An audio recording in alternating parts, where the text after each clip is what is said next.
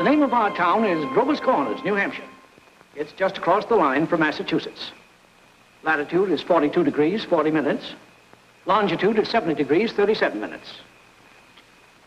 Running right through the middle of the town is Main Street. Cutting across Main Street on the left is the railroad tracks. Beyond the railroad tracks is Polish Town. You know, foreign folks who come here to work in the mills, a couple of Canuck families, and the Catholic Church. You can see the steeple of the Congregational Church. The Presbyterian is just across the street. The Methodist and the Unitarian are up a block. The Baptist Church is down in the hollow by the river. Next to the post office is the town hall. Jail's in the basement. Brian once made a speech right from those very steps. It's a nice town, know what I mean? Nobody very wonderful ever come out of it, so far as we know. The earliest dates on the tombstones up there in the cemetery say 1670. They're Grovers and Cartwrights and Gibbses and Herseys. Same names as you find around here now. First, we'll show you a day in our town. Not as it is today in the year 1940, but as it used to be in the year 1901. All right, operator, let's start. Yes, sir, that's the way our town looked back in the year 1901. Along Main Street, there's a row of stores with hitching posts and horse blocks in front of them. The first automobile is going to come along in about 5 years. The date is June 7th, 1901. It's just before dawn. Yeah, just about. The sky is already beginning to show some streaks of light in it over there in the east, back of our mountain. The morning star gets wonderful bright the moment before it has to go. The only lights on in the town are in a cottage over in Polish Town where a mother's just giving birth to twins, and down in the depot where Shorty Hawkins is just getting ready to flag the 5:45 for Boston. There she is now. Of course, naturally, out in the country all around, there have been lights on for some time, what with milking and so on. But town folks sleep late.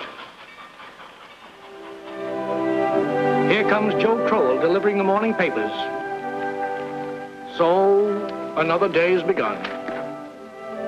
Here comes Doc Gibbs from that baby case I was telling you about. And this is Doc Gibbs' house. His neighbor is Editor Webb. There's Mrs. Gibbs coming downstairs to get breakfast. Later on, about 1910, she's going out to visit her daughter Rebecca in Canton, Ohio. Mrs. Gibbs is going to die there. Pneumonia. But she's going to be brought back here, and she's going to be buried in the cemetery right here in our town with a whole mess of Gibbses and Percys. In our town, we like to know the facts about everybody. And there's Mrs. Webb coming downstairs to get her breakfast, too. Mrs. Webb was a Grover before she married Editor Webb. Yeah. Children, time to get up. George, Rebecca, Emily, time to get up. Wally, 7 o'clock. Oh, Missy.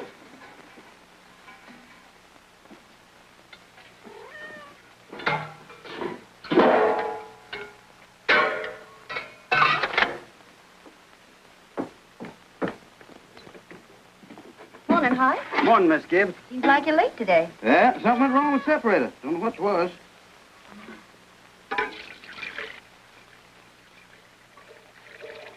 There you be. Thanks, Hi.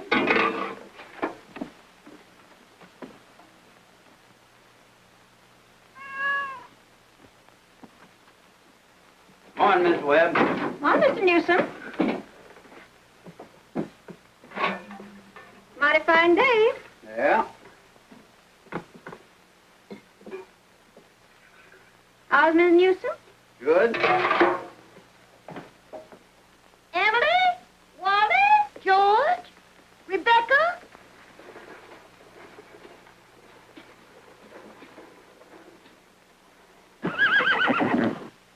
Come on, get up. Bessie, come on. What's the matter with you? Oh, they've quit taking milk. Now, come on. Morning, Howie. Come on. Morning, Doc. Betsy acting up? Oh, she's all mixed up about the rod ever since the Lockhart stopped taking a quart of milk a day. She wants to leave him a quart just the same. Keeps scolding me the whole trip. Somebody sick? Twins over at Mrs. Goloslavsky's. Oh, twins, huh? This town keeps getting bigger every year. Come on. Now, come on, Bessie. Morning, Doc. Morning, Joe. Want your paper now? Yeah, I'll take it. Anybody been sick, Doc? No, twins over in Polish Town. Joe, I see your teacher, Miss Foster's going to get married. Yes, sir, to a fella over in Concord. Declare. How do you boys feel about that? Well, of course, it ain't none of my business, but I think if a person starts out to be a teacher, she ought to stay one. How's the need, Joe? Fine, Doc. Never think about it at all. Only like you said, it always tells me when it's going to rain. What's the telling of the day? Gonna rain? No, sir. Sure? Yes, sir. He never makes a mistake? No, sir. Doc? Joe? I want to tell you something about that boy, Joe Crowell. Joe was awful smart, so he got a scholarship to Boston Tech. Yes, gonna be a great engineer, Joe was. But the war broke out, and he died in France. All that education for nothing. Everything all right, Frank? Yes. I declare easy as kittens. Children, hurry up. George, Rebecca. Satan will be ready in a moment. Sit down and drink your coffee. You can catch a couple hours sleep this morning, can't you? Miss Whitworth's coming at 11. Guess I know what's about to. Stomach ain't what it ought to be. All told, you won't get more than 3 hours sleep. Frank Gibbs, I don't know what's going to become of you. You should go away someplace and take a rest. I think it'll do you good.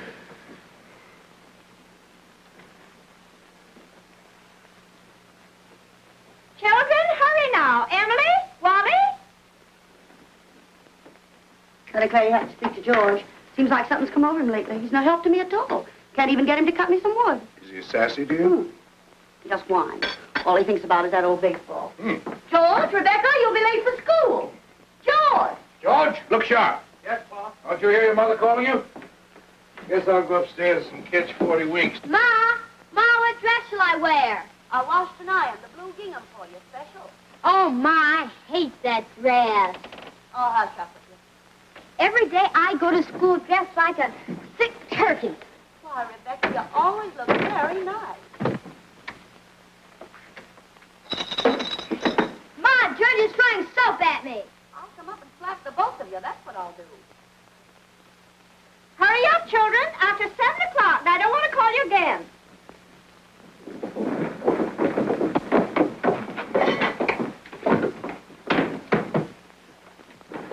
Huh? Children? Children, I won't have it. Breakfast just as good as any other meal, and I won't have you gobbling like wolves. It'll stunt your growth, that's a fact. Wally, put your book away. Oh, Ma, by 10 o'clock I gotta know all about Canada. You know the rules well as I do. No books at table. As for me, I'd rather have my children healthy than bright. Well, I'm both, Mama. You know I am. I'm the brightest girl in school for my age. I have a wonderful memory. Eat your breakfast. Well, I'll speak to your father about it when he's rested. Seems to me like 25 cents a week's enough for a boy your age. I declare, I don't know how you spend it all. Oh, Ma, I got a lot of things to buy. Strawberry phosphate, that's what you spend it on. Well, I don't see how Rebecca comes to have so much money. She's got more than $1. I've been saving it up gradual. Well, dear, I think it's a good thing to spend some now and then. Ma, you know what I like most in the world? Do you? Money. Eat your breakfast. That's first bell. I gotta go.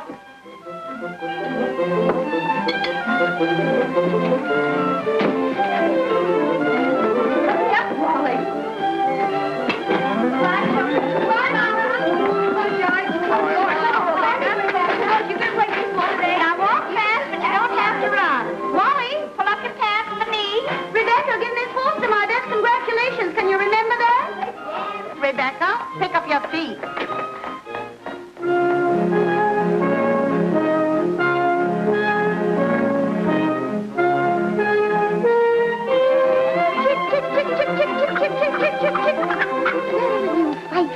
Fight, that's all you do. Oh, where did you come from? You don't belong to me. What you so scared of? Nobody's gonna hurt you. Morning, Julia. Morning, Myrtle. How's your cold? Oh, still got that tickling feeling in my throat. Told Charles I didn't know as I'd go to choir rehearsal tonight. Ever try singing over your voice? Yes, but somehow I can't do that and stay on key. Beans have been good this year. Let me help you. I'd tried to put up 40 quarts, but it kills me. Children say they hit 'em, but I notice they managed to get 'em down all winter. Myrtle, I got to tell you something. If I don't tell somebody, I'll burst. But Julia Gibbs. One of those second-hand furniture men from Boston came to see me last Friday. First, I thought it was a patient waiting to see Dr. Gibbs. But he wormed his way right into my parlor. Little Webb, he offered me $350 for Grandmother Hershey's highboys. I'm sitting here. Well, you're going to take it, aren't you? I don't know. You don't know? $350? Well, what's come over you? Well, if I could get the doctor to take the money and go away someplace on the trip, I'd sell it like that. You know, it's always been the dream of my life to see Paris, France. Crazy, I suppose. For years, I've been promising myself if we ever had the chance. How's Doctor feel about it? Well, I did beat about the bush a little. Said if I ever got a legacy, that's the way I put it, I'd make him take me. What'd he say? You know how he is. Haven't heard a serious word out of him since I've known him. No, he says, might make him discontented with Grover's Corners to go traipsing over Europe. No, let well enough alone, he says. Well, if that second-hand man's real serious about buying it, you sell it, Julia. Then you'll get to see Paris. Just drop a hint from time to time. That's how I got Mr. Webb to take me to see the Atlantic Ocean, you know. Sorry I mentioned it. But it seems to me, once in your life before you die, you ought to see a country where they don't speak in English and don't even want to. That'll do, ladies. Thank you very much. Now we'll skip a few hours.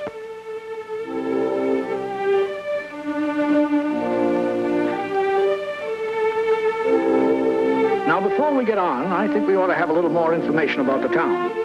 A kind of a scientific account, you might say. So I've invited Professor Willard of our state university to come here and kind of sketch in a few details of our past history.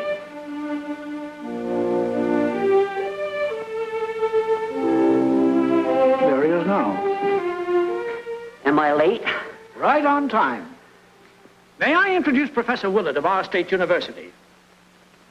Now, just a few brief words, Professor. Unfortunately, our time's limited. Yes, let me see. Grover's Corners. Grover's Corners lies on the old Pliocene granite of the Appalachian Range. I might say that's some of the oldest land in the world. We're very proud of that around here. Some highly interesting fossils have been found. I might say unique fossils. 2 miles north of town in Silas Peckham's cow pasture. These may be seen in the museum of the university at any time. Well, that is, at any reasonable time. Shall I tell them about the meteorological conditions, the mean precipitation, etc.? I'm afraid we won't have time for that, Professor. We might have a few words about the history of man here, though. Oh, anthropological data. Yes. Let's see. Early Amerindian stock, Cotahatchee tribes. No evidences before the 10th century of this era. Now entirely disappeared. Oh, possible traces in 3 families. Migration in the early 17th century of English brachiocephalic blue-eyed stock, and since then some Slav and Mediterranean. And the population, Professor? Within the town limits, 2,640. Oh, is that so? In that case, the population at the moment is 2,642. The postal districts bring in 507 more, making a total of 3,149. Mortality, birth rates, constant. By McPherson's gauge, 6.032. Thank you very much, Professor. I'm sure we're all very much obliged to you. Not at all, sir, not at all. Move on.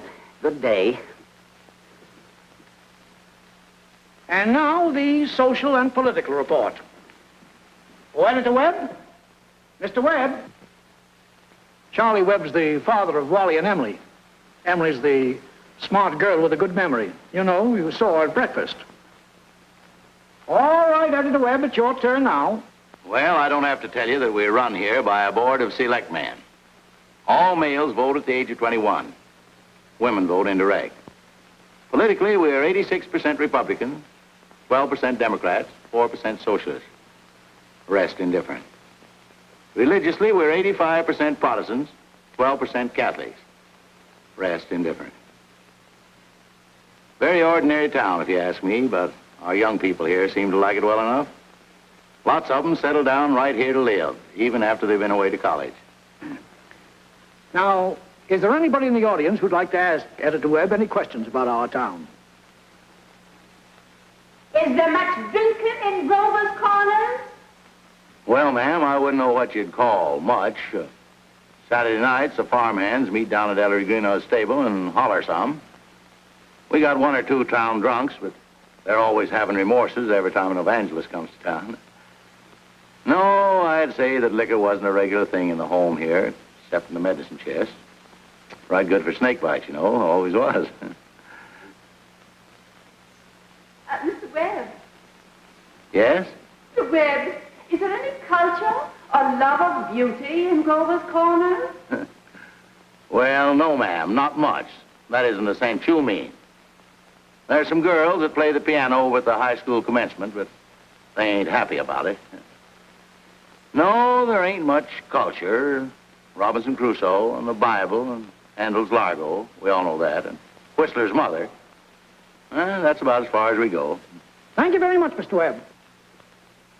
Is there no one in town aware? No, I'm sorry, but we haven't time for any more questions. We must be getting on with the picture. It's getting on in the afternoon. All 2,642 have had their dinners. All the dishes have been washed. There's an early afternoon calm about the town. Charlie Webb's going home to mow his lawn. One man in 10 thinks it's a privilege to push his own lawnmower. The afternoon session of school is over. Doc Gibbs is in his office tapping people and making them say, ah, ah.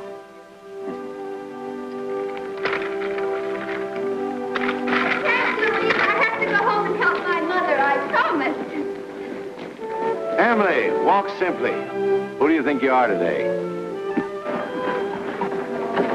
Papa, you're terrible. One minute you tell me to stand up straight, and the next minute you call me names. I just don't listen to you. Golly, I never got a kiss from such a great lady before. Hello, Emily. Oh, hello. You made a fine speech in class today. Well, I was really ready to make a speech on the Monroe Doctrine, but the last minute Miss Foster made me talk about the Louisiana Purchase instead. I worked an awful long time on both of them. Gee, it's funny, Emily. From my window up there, I can see your head nights when you're doing your homework over in your room. Why, can you? You certainly do stick to it, Emily. I don't see how you can sit still that long. I guess you must like school. Well, I feel it's just something you have to go through. What do you think, Emily? We might work out a kind of telegraph from your window to mine, and you could give me a hit every once in a while on one of those algebra problems.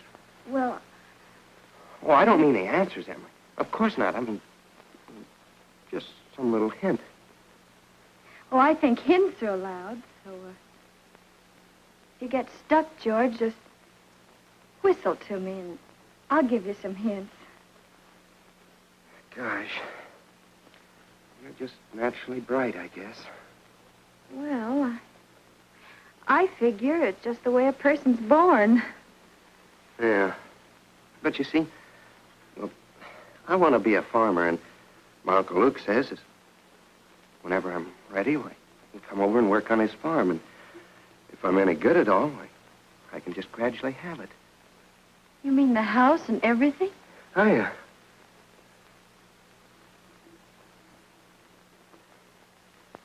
Well, I guess I better be getting off the baseball field. Thanks for the talk, Emily. Afternoon, Mrs. Webb. Hey, George. So long, Emily. So long, George.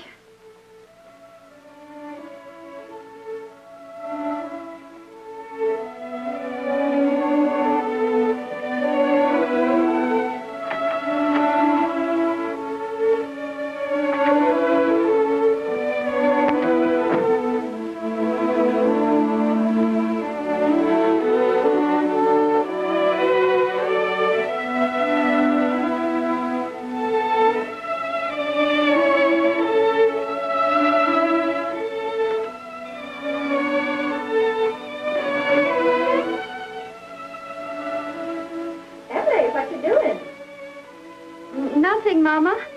If you're doing nothing, you can come in here and help me with this yarn.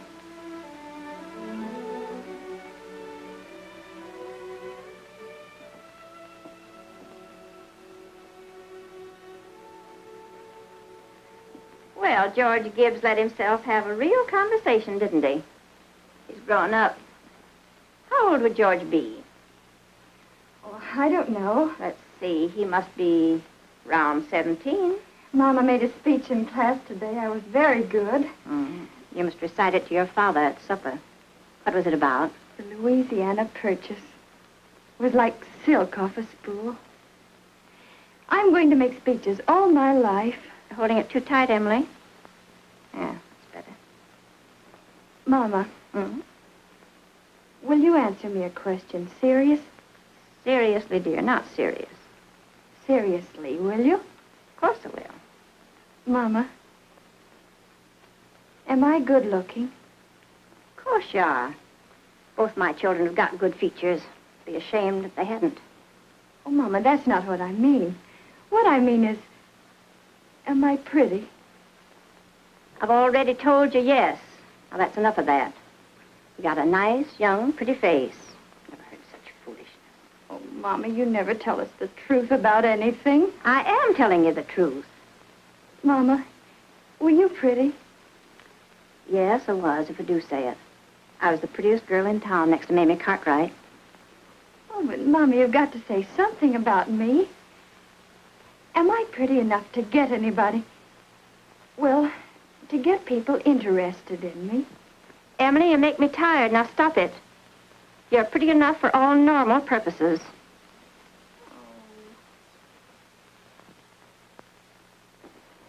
It's evening. You can hear the choir practicing in the Congregational Church. The children are all home doing their schoolwork. The day is running down like a tired clock.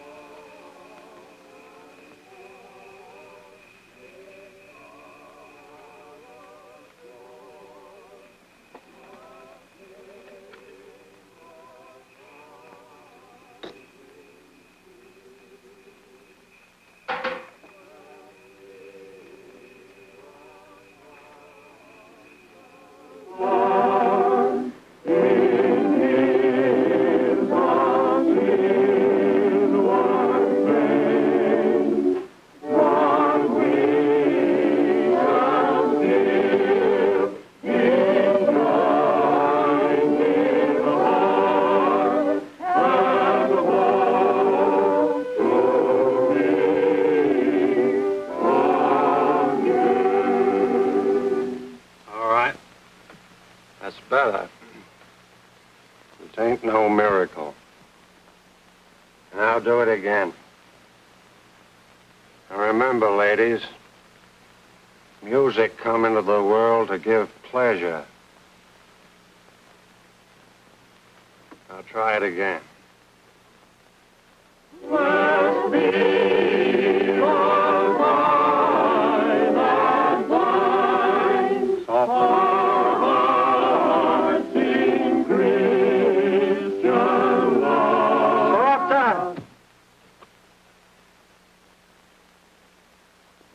Listen, everybody. Get it out of your minds that music's only good when it's loud. You leave loudness to the Methodists. You couldn't beat them, even if you wanted to. Once again now, art thou weary? Art thou languid? It's a question, ladies and gentlemen. Make it talk. Oh, and remember, on Sunday, take the second verse real soft. Sort of die out at the end. Ready?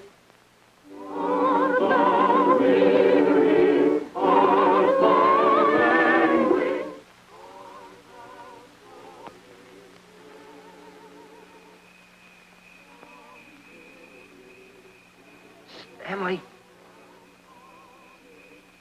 Oh, hello. Hello. I can't work at all. The moonlight's so terrible.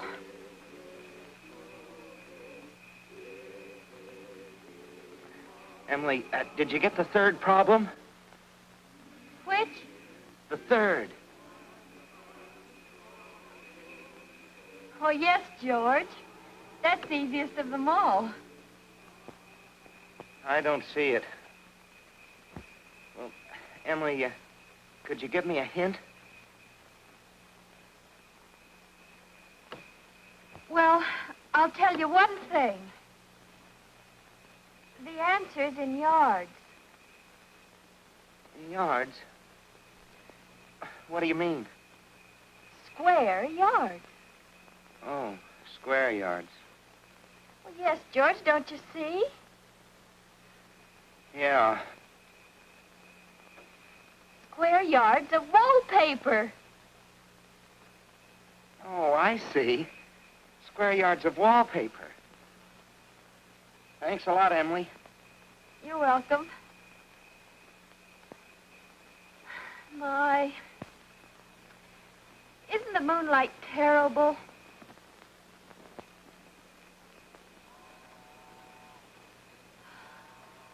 I think if you hold your breath, you can hear the train all the way to Kentucky.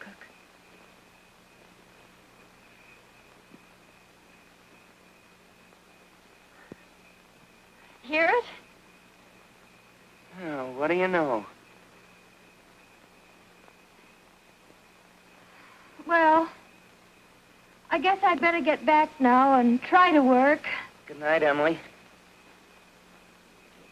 Good night, George.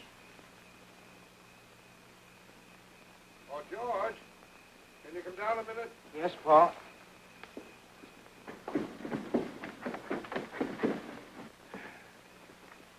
Make yourself comfortable, George. I'll only keep you a minute. George, how old are you? Me? Oh, I'm past 17. What do you want to do after school's over? You know, Paul, I want to be a farmer on Uncle Luke's farm. Mm-hmm. And you'll be willing, will you, to get up early and milk and feed the stock? And you'll be able to hoe and hay all day? Sure I will. What do you mean, Paul? Well, George, when I was here in the office today, I heard a funny sound. What do you think it was? It was your mother chopping wood. Now, there you see your mother, getting up early, cooking meals all day, washing and ironing, and yet she has to go out in the backyard and chop wood. I suppose she got tired asking you. I suppose she just gave up and decided it was easier to do it herself. Yet, you eat her meals. You put on the clothes she keeps nice for you. Then you run out and play baseball. Like she was a hired girl we kept around the house but didn't like very much. I knew all I had to do was call it to your attention. Here's a handkerchief, son.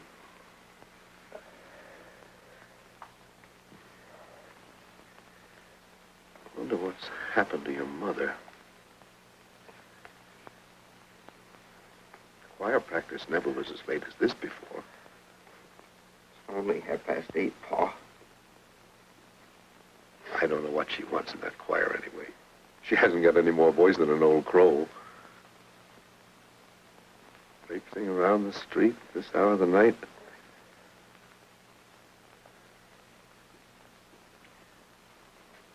It's just about time you retired, don't you think, George? Yes, Pa.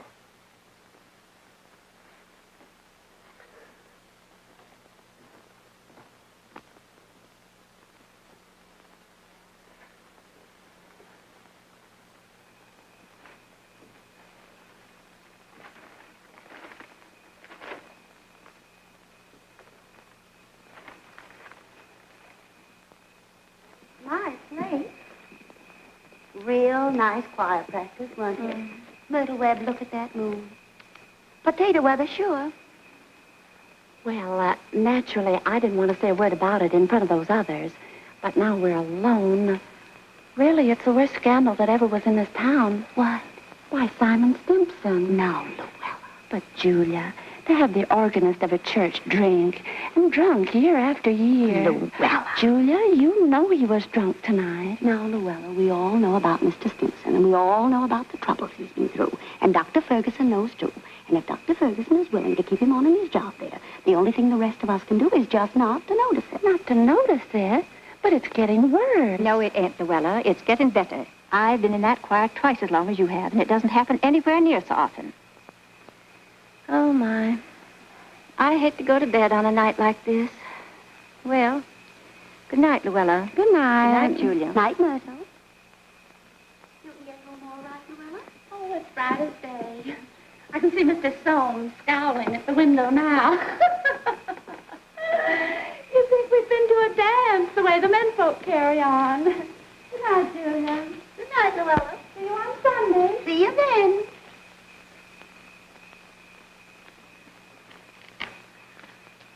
Well, we had a real good time. You're late enough. Frank ain't any later than usual. You stopping to gossip with a lot of hens. Now, don't be grouchy. Smell my heliotrope. What'd you do all the time I was away? Oh, I read as usual. Well, what did the girls gossip about tonight? Believe me, Frank, there's something to gossip about. Simon Simpson? Far gone, was he? Oh, worst I've ever seen. Frank, how's all that going to end? Dr. Ferguson can't forgive him forever. I guess I know Simon as well as anybody in this town. Some people just ain't made for small-town life. I don't know how that'll end. But there's nothing we can do but leave it alone. Get in. Oh, no, not yet. Frank, I'm worried about you. What are you worried about? Well, I think it's my duty to plan for you to get a real rest and change. And if I get that legacy, I'm going to insist upon it. No, Julie, no. There's no sense in going all over that again. Come on. It's getting late. First thing you know, you'll catch a cold. I gave George a piece of my mind tonight. I reckon you'll get your wood chop. For a little while, anyway. You know, Frank, Mrs. Fairchild always locks the front door every night. All the people up in that part of town do. They're all getting too cityfied. That's the trouble with them. They haven't got a thing fit to burgle, and everybody knows it. Good evening, Constable. Evening, Mr. Webb. Quite a moon. Yeah. All quiet tonight? Simon Stimpson is rolling around a little. I just saw his wife moving out to hunt for him. So I looked the other way.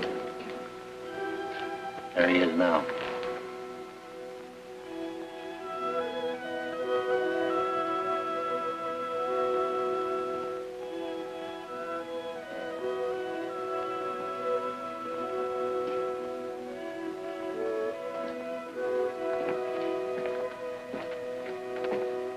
Good evening, Simon.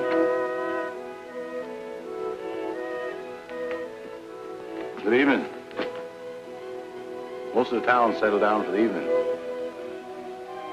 Guess we'd better do the same. Can I walk along with you?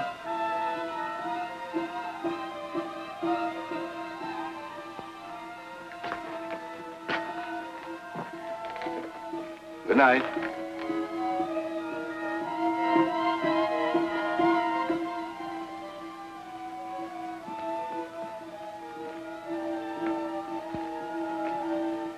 I don't know how that's going to end. Oh, Bill, if you see my boy smoking cigarettes, give a word to him, will you? He thinks a lot of you, Bill. I don't think he smokes those cigarettes, Mr. Webb. Leastways, not more than 2 or 3 a year. Well, I hope not. Good night, Bill. Good night, Mr. Webb.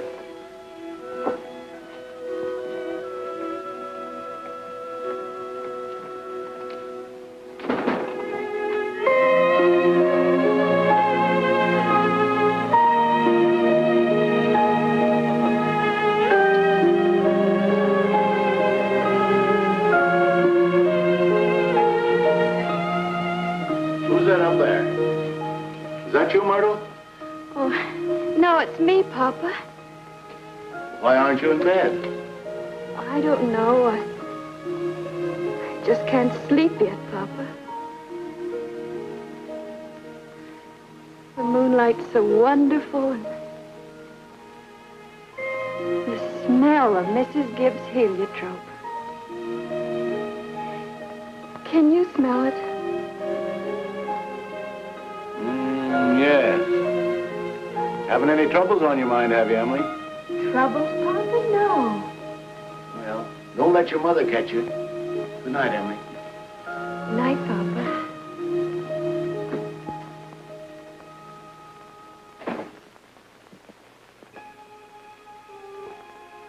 I never told you about that letter Jane Crowfoot got from her minister when she was sick. He wrote Jane a letter, and on the envelope, the address was like this. It said, Jane Crowfoot, the Crowfoot Farm, Grover's Corners, Sutton County, New Hampshire, the United States of America. What's funny about that? But listen, it's not finished. The United States of America, continent of North America, Western Hemisphere, the Earth, the solar system, the universe, the mind of God. That's what it said on the envelope. What do you know? Yep, and the postman brought it just the same. What do you know?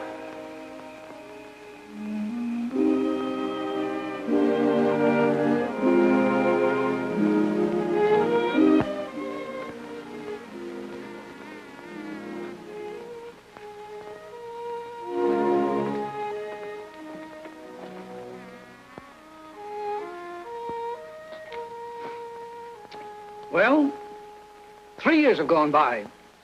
The sun's come up over 1,000 times. Summers and winters have cracked the mountains a little bit more, and the rain's brought down some of the dirt. Some babies who weren't even born before have begun talking regular sentences already. And some folks who thought they were right young and spry have discovered they can't bound up a flight of stairs the way they used to without their hearts fluttering a little. All that can happen in 1,000 days. Nature's been pushing and contriving in other ways, too. A number of young people fell in love and got married. Most everybody in the world gets married. In this town, there aren't hardly any exceptions. Most everybody climbs into the grave married. What you've seen was called the daily life. Let's call what you're going to see love and marriage. So it's 3 years later. It's 1904. It's July 7th, just after the high school commencement. That's the time most young people jump up and get married. As soon as they've passed their final examinations in solid geometry and Cicero's orations, that's the time most young people think themselves fitted to get married. It's early morning again. Only this time it's been raining. It's been thundering and pouring. I don't know.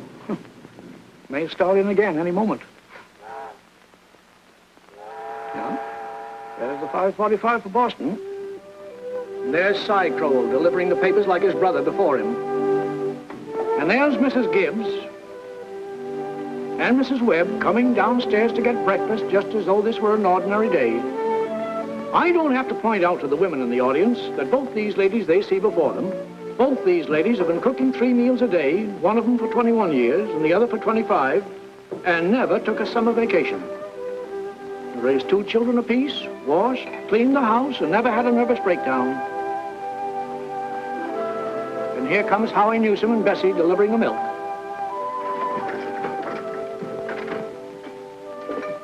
Morning, Howie. Morning, Si. Anything in the paper I ought to know? Nothing much. Except for losing about the best baseball pitcher Grover's Corners ever had. George Gibbs, huh? I don't see how I'd give up a thing like that just to get married. Would you have, Howie? Can't say. Never had no talent that way. But in '95, we had a player, Si, that even George Gibbs couldn't have touched. Name of Hank Todd. But he went down to Maine and become a parson. Wonderful ball player. Si. Howie?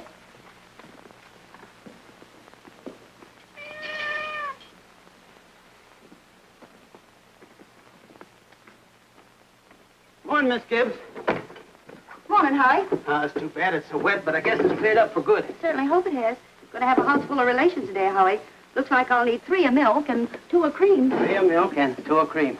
My wife says to tell you we hope they'll be happy. No, they will. Thanks a lot, Howard. Tell your wife I hope she gets the wedding. Maybe she can. She'll get there if she can.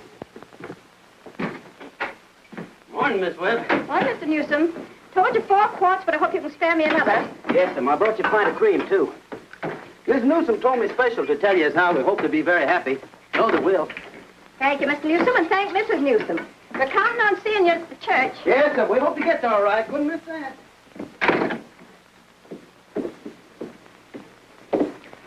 Well, Ma, day's come. We're losing one of your chicks. Frank Gibbs, don't you say another word. I feel like crying any minute. Sit down, drink your coffee. Groom's upstairs shaving himself, only there ain't very much to shave.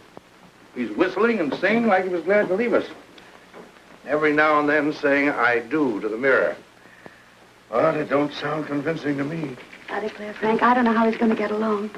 I've always arranged his clothes for him, seen to it that his feet were dry and he had warm things on. They're too young for him. Emily will never think of those things. You'll catch his death cold within a week. I remember my wedding morning, Julie. Don't stop that, Frank Gibbs. I was the scaredest young fellow in the state of New Hampshire. Thought I'd made a mistake for sure. And when I saw you coming down the aisle, I thought you were the prettiest girl I'd ever seen. The whole trouble was I'd never seen you before. There I was, right in the Congregational Church, being married to a total stranger. Well, how do you think I felt? I tell you, Frank, weddings are perfectly horrible things. Farces, that's what they are. Made something for you. Why, Julie Hersey. French toast. It ain't hard to make. Besides, I had to do something. How'd you sleep last night, Julie? Heard a lot of hours struck off. I get a shock every time I think of George setting out as a family man. That great, gangling thing. I tell you, Julie, there's nothing in the world so terrifying as a son. The relation between a father and a son is the dangest, awkwardest... Well, mother and daughter's no picnic, I can tell you. I do. I do. You'll have a lot of trouble, I suppose, but that's none of our business. Everybody's got a right to their own troubles. You know one thing that scared me when I married you? Go along with you. I was afraid we didn't have material for conversation more than it'd last a few weeks.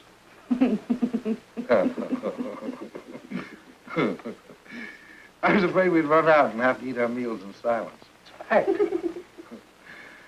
Well, you and I have been conversing for 20 years without any noticeable barren spells. Good weather, bad weather, tain't very choice, but I always find something to say. Did you hear Rebecca stirring around up there? No. This is the only day in the year when she isn't managing everyone's affairs up there. She's hiding in her room, and I have an idea she's crying. Land sakes, this has got to stop. Rebecca? Rebecca, come and eat your breakfast.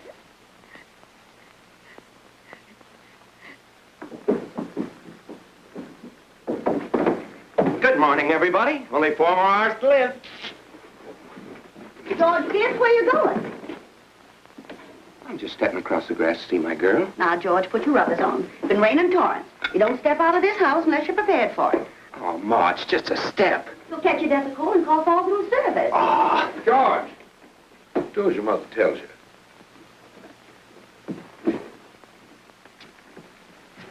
From tomorrow on, you can kill yourself in all weathers, but when you're in my house, you'll live wisely, thank you. Maybe Mrs. Webb ain't used to call us at 7 o'clock in the morning. Here, have a cup of coffee first. Be back in a minute. Good morning, Mother Webb. Goodness, you frighten me. George, I hate to say it, but you understand I can't ask you in. Why not? You know as well as I do a groom can't see his bride on his wedding day. Not till he sees her in church first. Oh, that's just a superstition. Good morning, Mr. Webb. Morning, George. You don't believe in that superstition, do you? There's a lot of common sense in superstitions, George. Millions have followed it, and don't you be the first to fly in the face of custom. How's Emily? She hasn't waked up yet. Haven't heard a sound out of her. Emily's asleep. Well, no wonder we were up till all hours, sewing and packing. Tell you what I'll do, George. You sit down here with Mr. Webb for a minute, drink that cup of coffee. And I'll run up and see that she doesn't come down and surprise you. There's some bacon there. I don't be too long about it.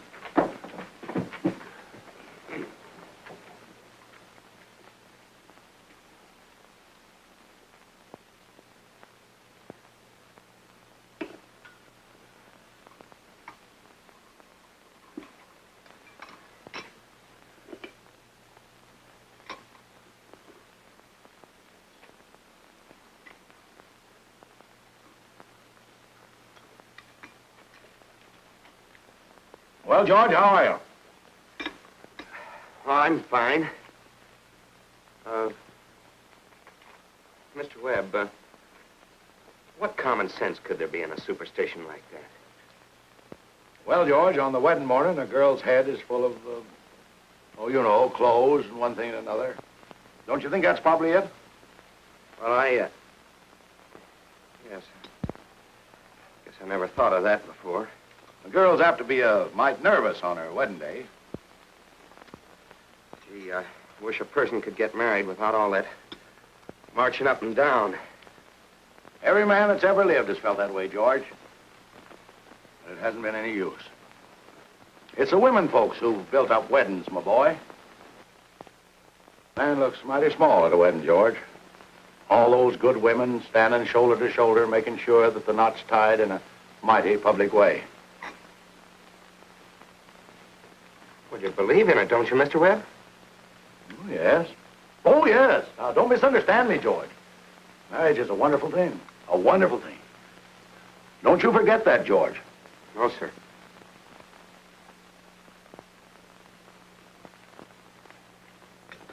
Mr. Webb, how old were you when you got married? Well, you see, I had been to college, and I'd taken a little time to get settled. But Mrs. Webb wasn't much older than what Emily is. Oh, age hasn't much to do with it, my boy. That is, compared with other things. What were you going to say, Mr. Webb? Well, I don't know. Was I going to say something? George?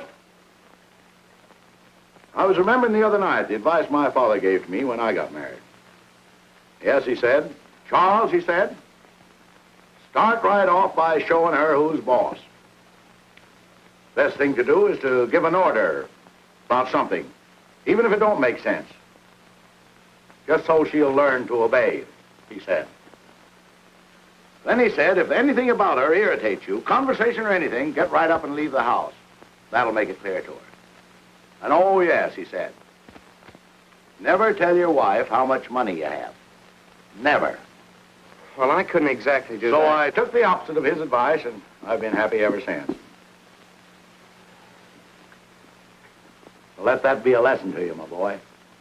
Never ask advice of anybody on personal matters. George, Emily's got to come down and eat her breakfast. She sends you love, but she don't want to lay eyes on you. Goodbye. Goodbye. Myrtle, I guess you didn't know about that older superstition. What do you mean, Charles? Since the caveman, no bridegroom should see his father-in-law on the day of the wedding or near it. Remember that.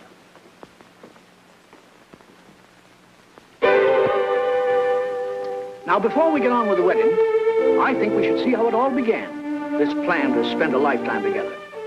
I'm awfully interested in how such big things begin. You know, you're 21 or 22, and then you're 70. You've been a lawyer for 50 years, and the white-haired lady beside you has eaten 50,000 meals with you. How do such things begin? Now, George and Emily are going to show you the conversation they had when they first knew, as the saying goes, they were meant for one another. Now, it all happened last year on the way home from school. George had just been elected president of the senior class, and Emily had just been elected secretary and treasurer. Now, you all know how important that is. Emily, can I carry your books home for you? Well, thank you. It isn't far. Bob, if I'm late, start practicing. Give Herb some long high ones. All right. Awfully glad you were elected, too, Emily. Thank you. Emily, why are you mad at me?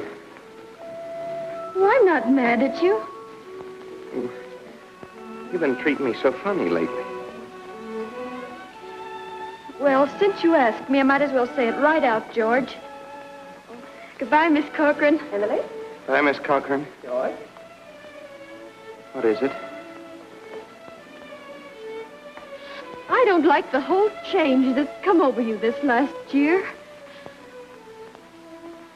I'm sorry if that hurt your feelings, but I just got to tell the truth and shame the devil. A change? What do you mean? Well, up to a year ago, I used to like you a lot. I used to watch you while you did everything. Because we've been friends for so long. And then you started spending all your time at baseball, and you never stopped to speak to anybody anymore. Not to really speak. Not even to your own family you didn't. And George, it's a fact. Since you've been captain, you got awful stuck up and conceited, and all the girls say so. Hurts me to hear them say it, but I have to agree with them a little because it's true. Oh, gosh, Emily. I never thought that such a thing was happening to me. I guess it's hard for a fella not to have some faults creep into his character. I always expect a man to be perfect, and I think he should be. Well, I don't think it's possible to be perfect, Emily. Well, my father is. And as far as I can see, your father is. And there's no reason on earth why you shouldn't be, too. I feel that it's just the other way around. That, well, men aren't naturally good, but girls are. Well, you might as well know right now that I'm not perfect. It isn't as easy for a girl to be perfect as a man because, well, we girls are more nervous. Oh, now, I'm sorry I said that about you. I don't know what made me say it. Emily... Now I can see it isn't the truth at all. Suddenly I feel it isn't important anyway.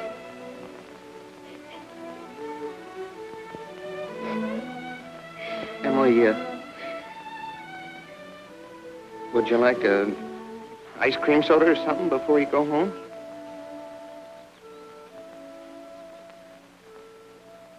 Thank you, I would. Hello, George. Hello, Emily. Hello, Morgan. Well, what can I do for you? Why, Emily Webb, what you been crying about? Well, she got an awful scare, Mr. Morgan. That hardware store wagon almost ran over her. And everybody says that Tom Huckins drives like a crazy man. Well, here, let me give you a glass of water. Gracious, you look all shook up. I tell you, you gotta look both ways before you cross Main Street these days. It's getting worse every year. What do you have? I'll have a strawberry phosphate, Mr. Morgan. Oh, no, Emily. Have a soda with me. Well, 2 strawberry ice cream sodas, Mr. Morgan. 2 strawberry ice cream sodas. Yes, sir. Yes, sir. I want to tell you something. There are 275 horses in Grover's Corners this very moment I'm talking to you. State inspector was in here yesterday. Now, with all these automobiles coming along, looks to me like the only safe place to stay was to home. Gracious, I can remember the time when a dog would lie out in the middle of Main Street all day long without anything coming along to disturb him. There you are.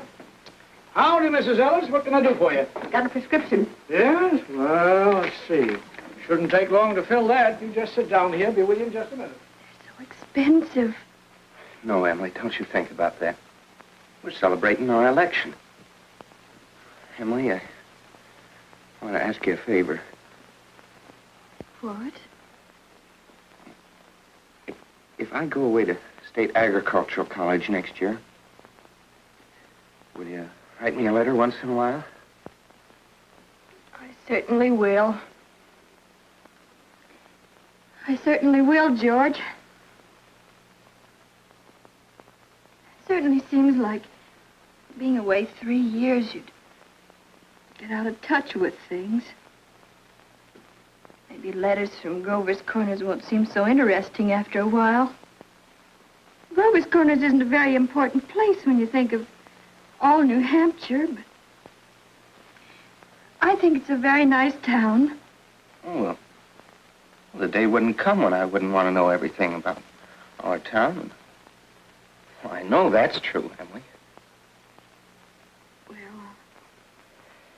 try to make my letters interesting.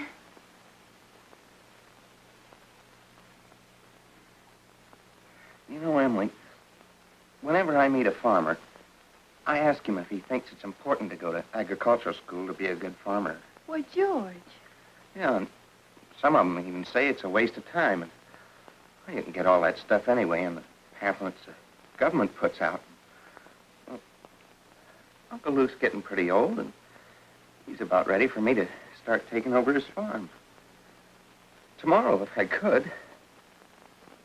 Oh, but, George, maybe it's important for you to go and learn all that about cattle judging and soils and those things. Of course, I don't know. Emily, I'm going to make up my mind right now.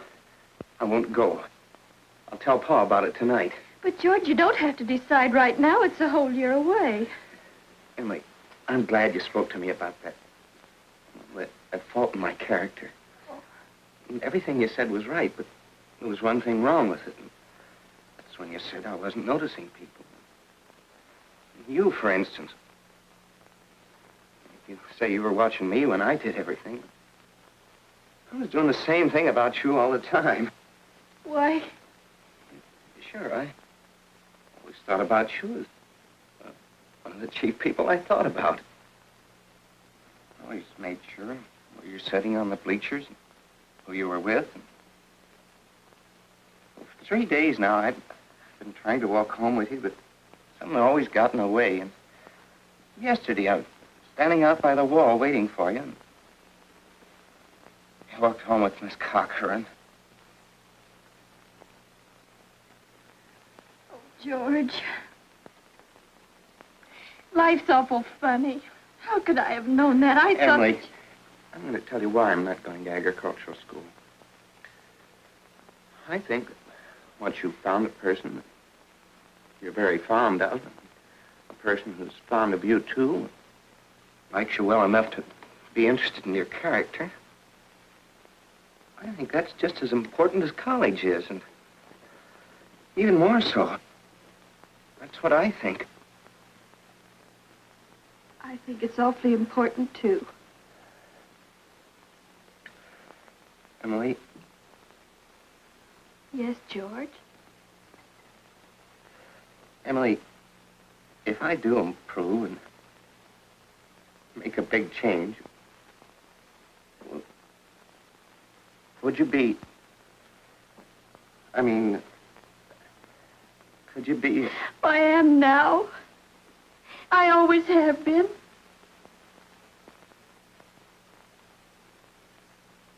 So I guess this is a pretty important talk we've been having. Yes. Yes.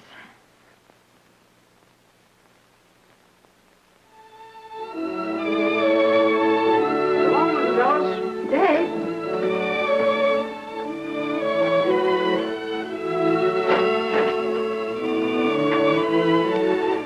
If you'll wait a minute, I'll walk you home.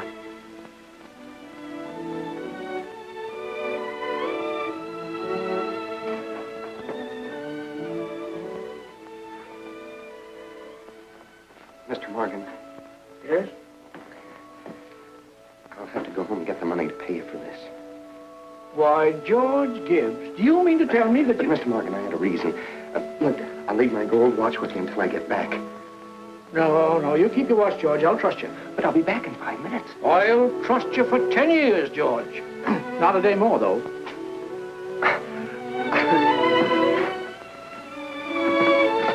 Feeling all right now, Emily? Oh, yes. Thank you, Mr. Morgan. It's nothing. I'm ready.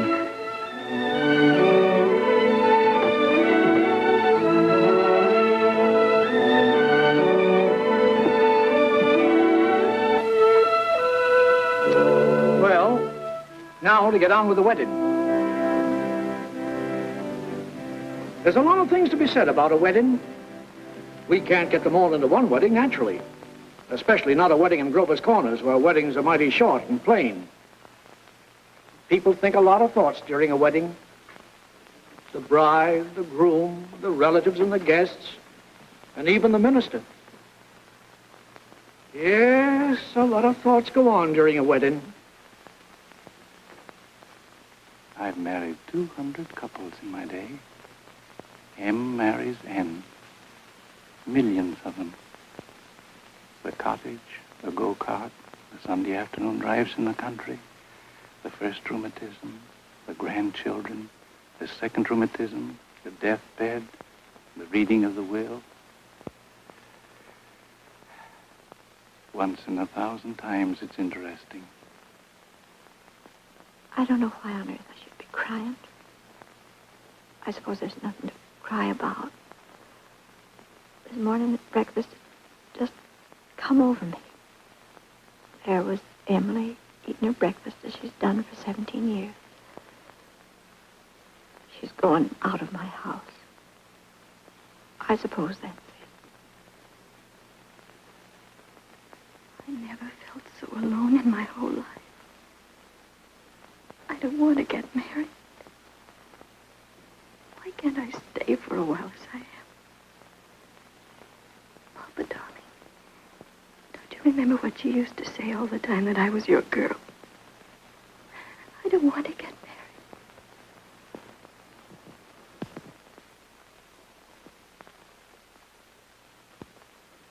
Gee, I'm gonna get married. I'm grown up. I'm getting old. I don't want to get old, taking on all these responsibilities. Why is everybody pushing me so? All I want to do is be a fella. And I'm going to get married.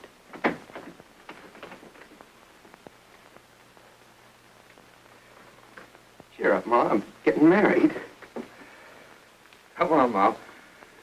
Now, Ma, you save Thursday nights. Emily and I'll be over for supper every Thursday night. You'll see.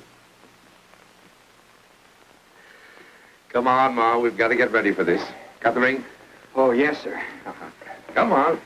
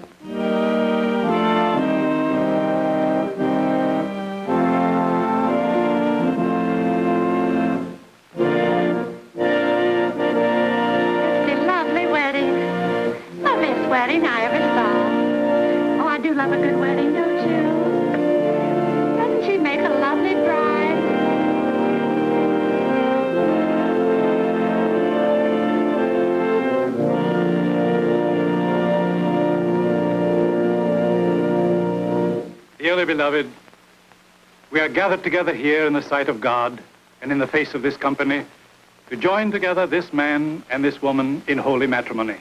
Don't know when I've seen such a lovely wedding. I always cry. I don't know why it is, but I always cry. And in the fear of God. I just like to see young people Into happy. this holy estate, these two persons They're such a lovely present come now couple. to be joined. I've never been to such a Require and nice charge you wedding. both, in sickness I'm and sure. in health, to love and to cherish till death you do part, according to God's holy ordinance, and thereto plight her your troth? I do. Do you, Emily, take George to your wedded husband, to have and to hold from this day forward, for better, for worse, for richer, for poorer, in sickness and in health, to love and to cherish till death you do part, according to God's holy ordinance, and thereto plight him your troth? I do. What token dost thou give of thy sincerity? With this ring, With this ring, I thee wed. I thee wed. For as much as George and Emily have consented together in holy wedlock, and have witnessed the same before God and this company, and have declared the same by giving and receiving a ring, I pronounce that they are husband and wife. Amen.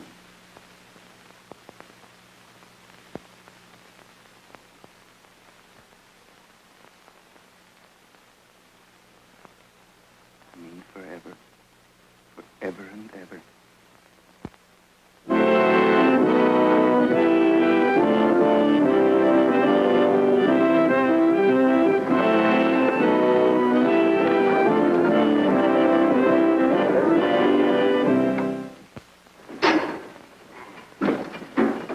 Pay you first of the month like usual. Hey, Holly.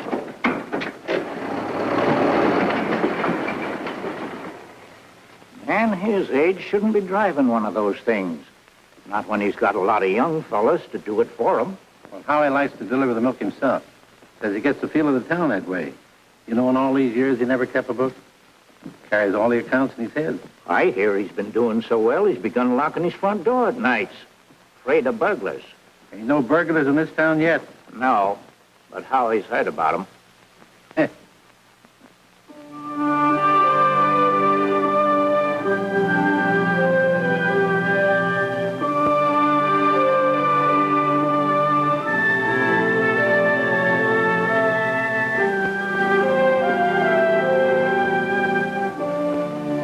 This time, 9 years have gone by, friends. It's the summer of 1913. Gradual changes in Grover's Corners. Horses are getting rarer. Farmers are coming into town now in Fords. Still, you'd be surprised, though, on the whole. Things don't change much around here. This is an important part of Grover's Corners up here in this hilltop. Lots of sky, lots of clouds, often lots of sun and moon and stars. Certainly a beautiful spot up here. I often wonder why people want to be buried in Woodlawn or Brooklyn when they might pass the same time up here in New Hampshire. Over here are the old stones, 1660, 1670. Strong-minded people who come a long ways to be independent. Over here are some Civil War veterans. Iron flags on their graves. New Hampshire boys. They had a notion that the Union ought to be kept together, although they'd never seen more than 50 miles of it themselves. All they knew was a name, friends. The United States of America. The United States of America. And they went and died about it.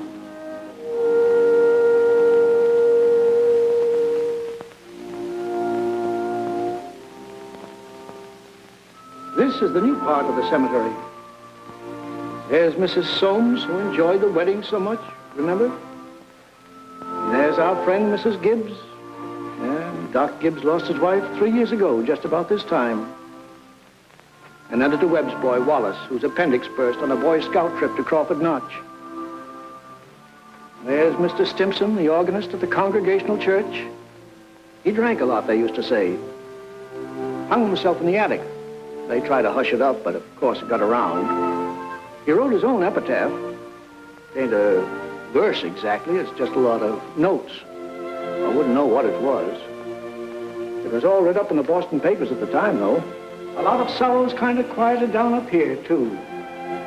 All those important things, mother and daughter, husband and wife, enemy and enemy, money and miser. All those terribly important things. The earth part kind of burns away, burns out. And what's left? What's left when memory is gone? And your identity, Mrs. Smith? Something eternal. We all know down in our bones that something is eternal, and that something has to do with human beings. All the greatest people that have lived for the past 5,000 years have been telling us that. And yet you'd be surprised how we lose sight of that fact. There's something eternal about every human being. I guess I'm thinking these thoughts today on account of our friend Emily. Another baby's expected down at that happy home we saw started. It's Emily's second. There's a little boy about 6 years old. But this time Emily's pretty sick. Doc Gibbs is going around these days with a mighty worried face.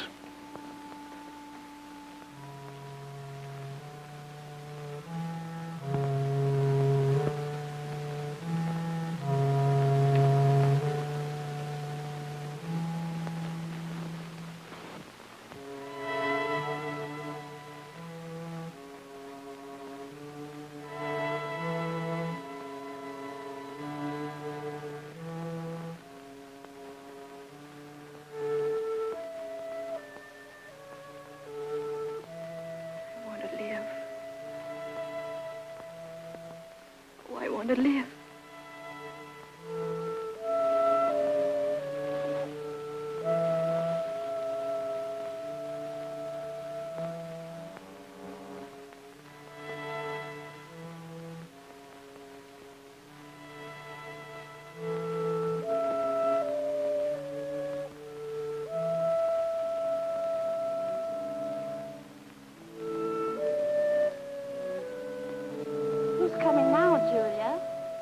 My daughter-in-law, Emily Webb. What ails her? Trouble bringing a baby into the world.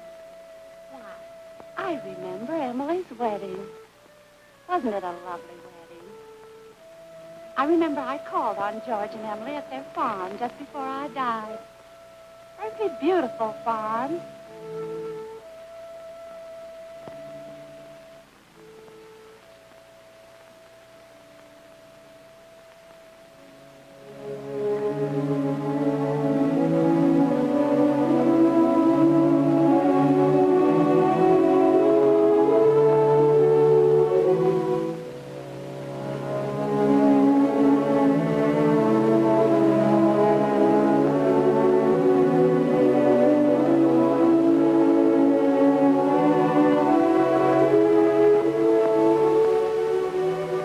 Dear friends, as we gather here in the last tribute of memory to our loved one, Hello, Mother Gibbs. let us remember the words of Hello, the Master. Emily. Hello, I Emily. am the resurrection and the life. Hello, Mrs. Soames. He that believeth Hello, sis. Hello, Wally. eternal in the heavens.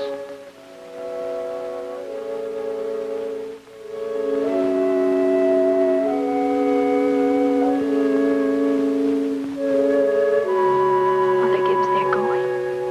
Yes, dear.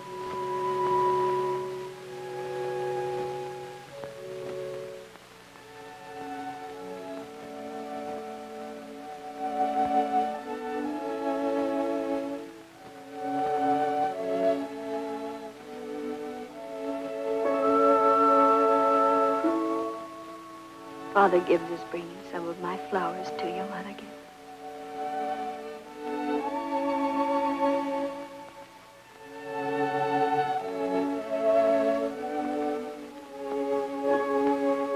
Mother Gibbs, I never realized how troubled and sad he looks. I loved him so. Father Gibbs. Father Gibbs.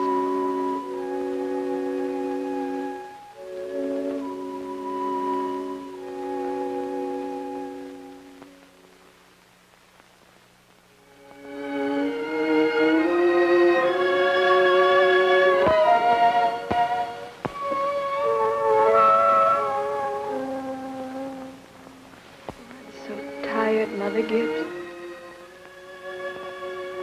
Mother Gibbs, when does this feeling go away? Seems strange here. How long does it... dear. Just wait. Be patient.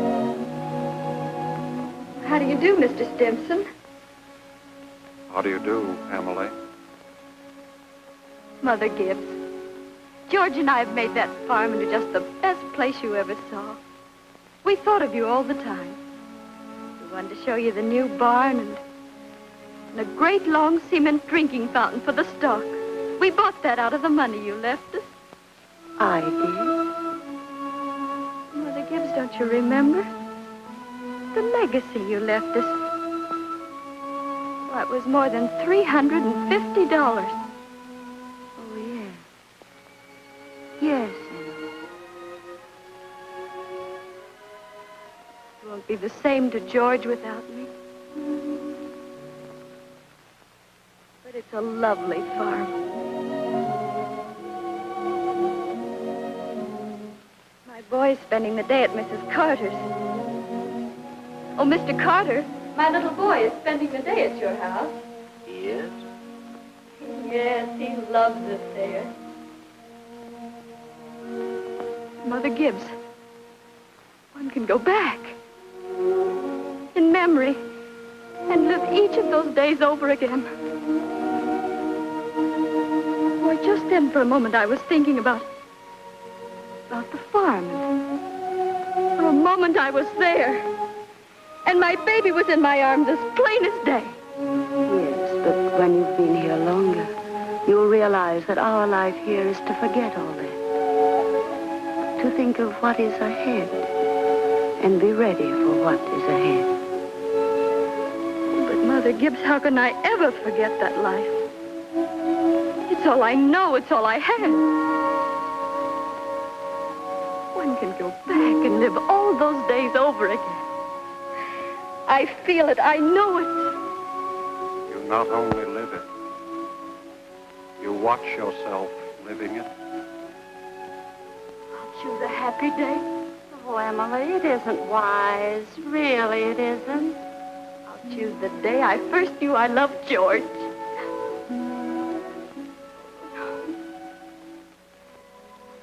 Why should that be painful? Because it's the happiest days that are the hardest to relive and to forget. I must. Then choose an unimportant day. Choose the least important day in your life. It will be important enough.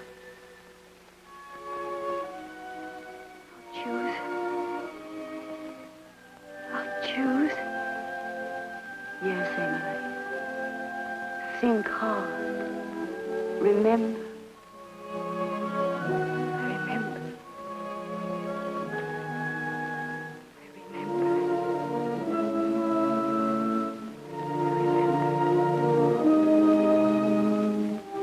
But there's Main Street. That's Mr. Morgan's drugstore before he changed. And there's the livery stable. I knew as a little girl. And look, there's the old white fence that used to be around our house. Oh, I'd forgotten that. I love it so.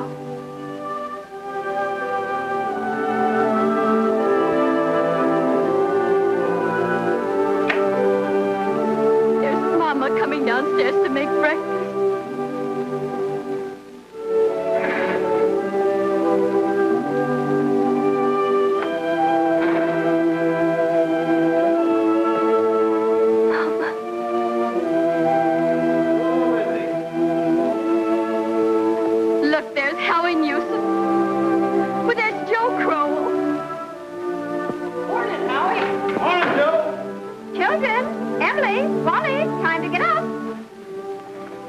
Morning, Miss Webb. Oh, Miss Newsom. Here it's cold. Yes, 10 below by my barn, Miss Webb. Keep yourself wrapped up, Mr. Newsom. Yes, sir. Oh, tell Emily many happy returns of the day. Now I know. It's my 16th birthday. Mama, I can't find my blue hair ribbon anywhere. Just open your eyes, dear, that's all. I laid it out special for you on the dresser there. If it were a snake, it'd bite you. How young Mama looks. I didn't know Mama was ever that young. Morning, Howie. Morning, Mr. Webb. There's Pop. You're up early. Yeah, I've been back from old college to New York State to make a speech. Any news here? Yeah, Constable was called up this morning to rescue a foolish fellow. Darn near froze to death he was. We'll put that in the paper. Morning, Mother. Well, there you are, back at last. How'd it go, Charles? Oh, fine, I guess. I told him a few things. Everything all right here? Yes, can't think of anything that happened special. Been mighty cold. Harry Newsom says 10 below down to his barn. Yes, well, it's colder than that at Hamilton College. Students' ears are falling off. They ain't Christian. Paper have any mistakes in it? Not that I noticed. Well, you can have your coffee when you want it, Charles. Don't forget it's Emily's birthday. Did you remember to get her anything? Got it right here. Where's my girl? Where's my birthday girl? Don't interrupt her now, Charles. You can see her breakfast. She's slow enough as it is. I can't bear it. Why did they ever have to get old? Mama, I'm here. I'm grown up. I love you all. Everything. I can't look at everything hard enough. Hurry up, children. 7 o'clock. I don't want to call you again.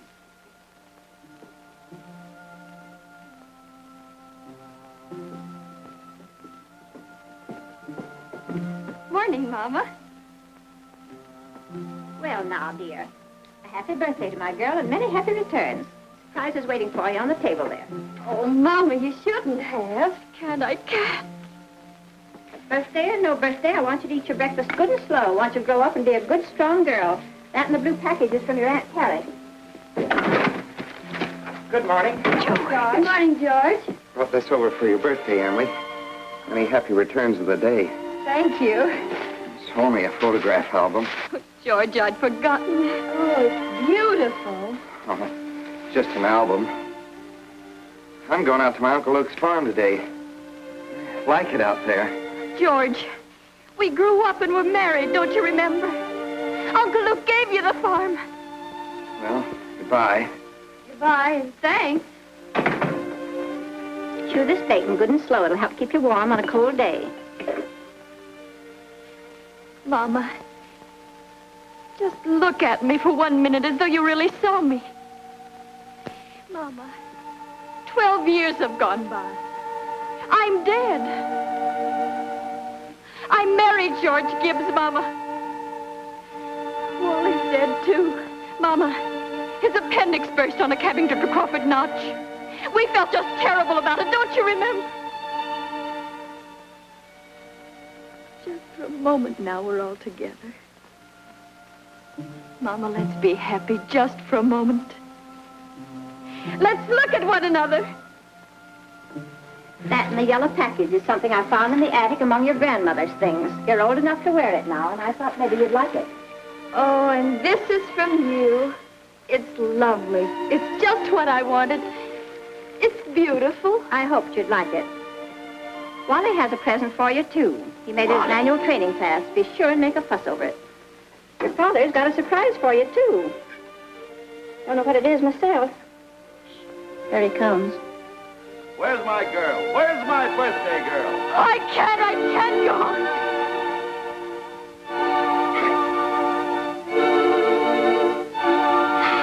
It goes so fast. We don't have time to look at one another.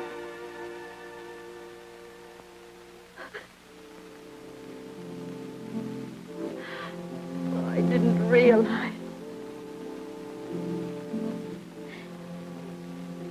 So all that was going on. And we never noticed. Must I go back to my grave? Wait. One more look.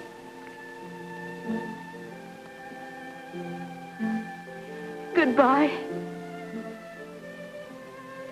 Goodbye, world. Goodbye, Grover's Corner. Mama, Papa.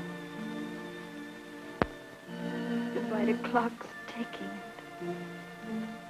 My butternut tree and Mama's sunflowers. Food and coffee. New iron dresses and hot baths. And sleeping and waking up. Oh, Earth, you're too wonderful for anybody to realize you. Do any human beings ever realize life while they live it? Every minute. Oh, I want to live, I want to live, I want to live. Of course you do, Emily. Of course.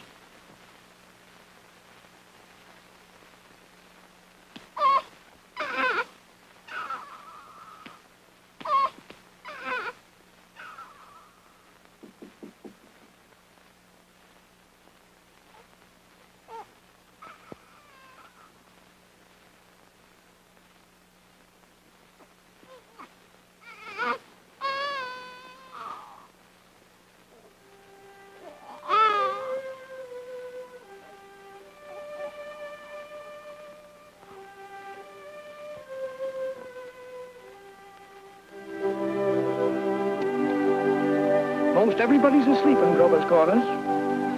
Oh, there are a few lights on.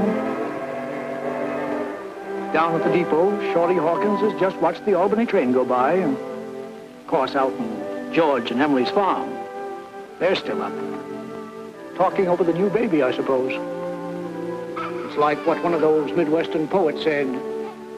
You gotta love life to have life, and you gotta have life to love life.